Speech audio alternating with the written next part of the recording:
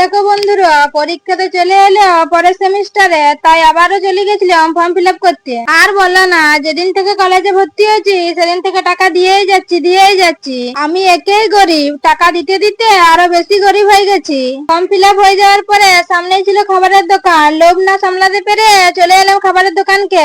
Ice cream গুলো চোখের দেখা দেখে নিলাম, অনেক দাম বলে কিনতে পারলাম না, শুধু চিকেন পকোড়া আর ডিমের চপ নিয়ে নিলাম। খেতে খেতে দেখছি, হ্যাঁ দেখো গো, জল নামিয়ে দিয়েছে।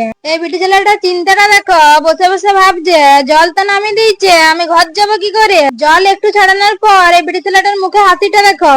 আমি তো সোজা রাস্তায় চলে যাবো, ওকে আঁকা বাঁকা রাস্তায় যেতে হবে, তাই ও চিন্তা হওয়াটা স্বাভাবিক। দুজনেই ঠাকুর ঠাকুর করে বেরিয়ে পড়লাম। ও ওর রাস্তায় চলে গেল, আমি আমার রাস্তায় চলে এলাম। আসার সময় আমার অবস্থা দেখো, ঝড়ে আমাকে উড়িয়ে পালাচ্ছে। আমি একেই বাতাস, আবার আমাকে বাতাসে উড়িয়ে পালাচ্ছে। কালকে তো আমার দিকে দমে ঝড় হয়েছিল, তোমার দিকে কি দমে ঝড় হয়েছিল? তবে নাও, আজকের মতন টাটা, দেখা হচ্ছে অন্য কোনো ভিডিওতে।